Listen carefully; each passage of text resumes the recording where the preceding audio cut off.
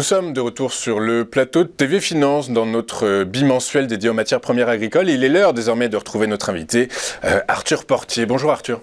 Bonjour. Bonjour, merci d'être avec nous ce matin. Vous êtes commodity analyste chez Agritel et on va revenir avec vous sur pas mal de sujets ce matin, mais surtout dans un premier temps sur celui de la France, puisque la France était en retard dans ses exportations, malgré, la dernière fois vous nous l'expliquiez, une qualité de blé plutôt bonne. Ceci étant, on voyait à l'étude des données que la France prenait du retard. Est-ce que la France retrouve des couleurs sur les marchés mondiaux, Arthur ?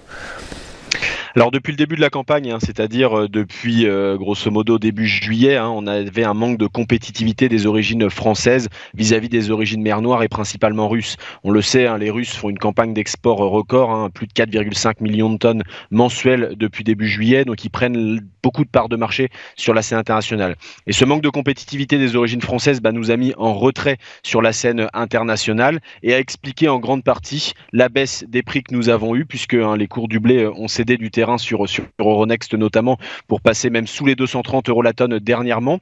Et sur ces niveaux-là, on revient à parité avec le blé russe et automatiquement, on est en train de retrouver quelques parts de marché. Alors, il en faudra beaucoup plus sur la seconde partie de campagne, c'est-à-dire sur le premier trimestre notamment 2024, puisque nous sommes en retard dans les exportations, vous l'évoquiez. On estime aux alentours des 33% l'objectif export atteint à fin décembre, contre plus de 55% habituellement à cette période de l'année. Donc le retard est là, la baisse et l'ajustement des prix a été réalisé. On retrouve un petit peu de demande sur la scène internationale, mais il en faudra davantage. Alors on comprend effectivement que la Russie a été au centre des déséquilibres de marché pendant pas mal de temps. Est-ce qu'il y a d'autres facteurs qui expliquent la situation actuelle sur le marché des céréales, puisque comme vous l'avez dit, le marché mondial des céréales est chahuté déjà depuis quelques temps? Alors nous avons eu donc sur les origines européennes, on l'évoquait, donc la baisse de nos exportations, qui est liée à un manque de compétitivité, qui lui est également lié à une parité euro-dollar qui est passée de grosso modo 1,05 à 1,10 dernièrement, et donc qui dit renforcement de la parité euro-dollar dit automatiquement perte de compétitivité pour les origines françaises et de surcroît européennes. Donc il y a eu également ce facteur-là, et dernièrement on a aussi une montée en puissance des exportations de la part de l'Ukraine, qui a décidé depuis le 15 septembre d'exporter via la mer Noire, donc avec principalement Odessa, une décision de manière unilatérale. Ce n'est pas un retour dans le corridor céréalier qui avait été négocié avec les Nations Unies, la Turquie et la Russie. Et donc il y a une montée en puissance de la part de l'Ukraine et des opérateurs ukrainiens. Ces voies alternatives qui ont été le train, le camion et le fluvial, voie le Danube, restent d'actualité et s'ajoutent à ces derniers les exportations via la mer Noire, avec d'importants volumes, notamment de maïs exportés à destination de la Chine. Donc tous ces éléments-là ont pesé sur les matières premières agricoles et notamment les céréales ces dernières semaines. Vous évoquez la Chine. Est-ce que les importations... Alors la Chine qui est en difficulté économique, tout le monde le sait, notamment du fait de sa faible demande intérieure, est-ce que ça a des répercussions sur le marché des céréales, Arthur ?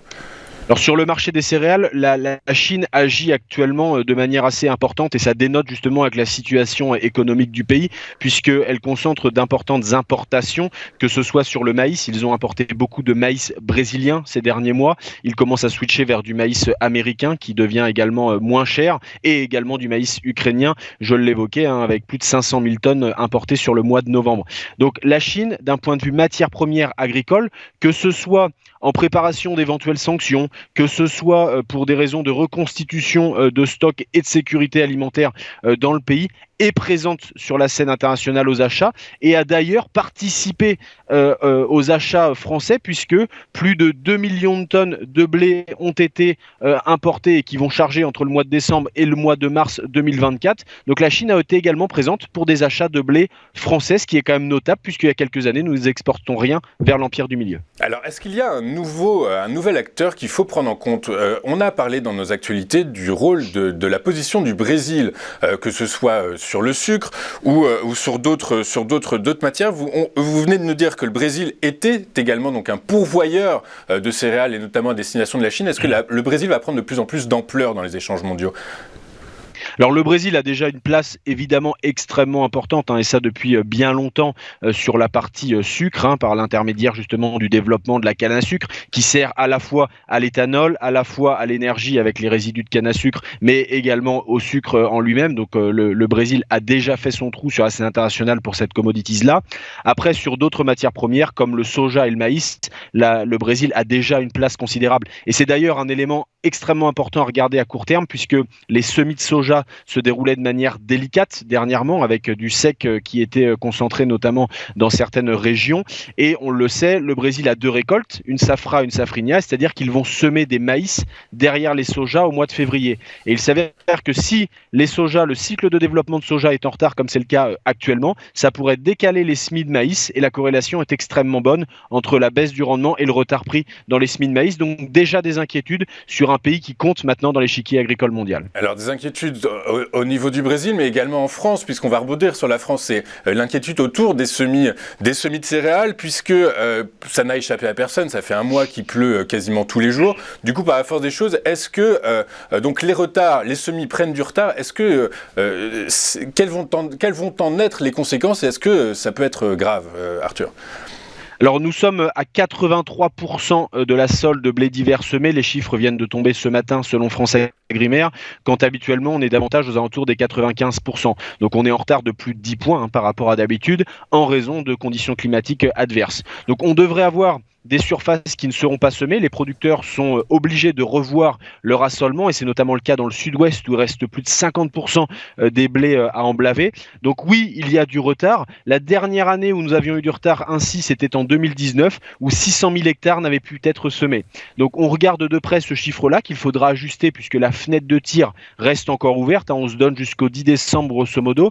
Mais on le sait, au-delà des surfaces, on devrait déjà avoir une perte de rendement parce que les conditions d'implantation ne sont pas optimales à l'heure où on se parle. Donc on part déjà pour la récolte 2024 avec un certain handicap. Avec un certain handicap, et pour que la boucle soit bouclée, on parlait en introduction des exportations françaises qui avaient du mal à atteindre leur niveau précédent. Est-ce que dans ces cas-là, par la force des choses, avec ces semis qui prennent du retard, plus de 10%, ça commence à devenir assez important. Vous donnez en deadline le 10 décembre, donc c'est la semaine prochaine quasiment. Est-ce qu'on commence à anticiper chez Agritel des problématiques à l'exportation? Alors aujourd'hui, sur les exportations, la principale incidence, elle serait sur la seconde partie de campagne, où il va vraiment falloir regarder de très près si la baisse et les ajustements que nous avons faits là seront mis à profit par les acheteurs internationaux qui sont pour beaucoup en retard, pour essayer de redorer un petit peu l'image du blé français.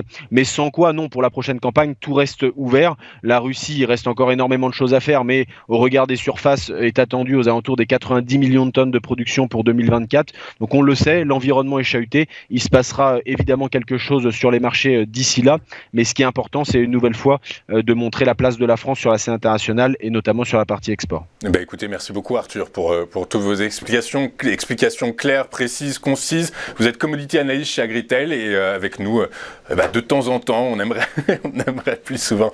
Merci beaucoup Arthur d'avoir été avec nous ce matin. Je vous souhaite une bonne journée. De notre côté, on marque une pause et on se retrouve dans un instant pour la suite et la fin de cette édition du Minimac de l'acheteur avec l'extraordinaire Mathieu Driol. À tout de suite sur Téléfinance.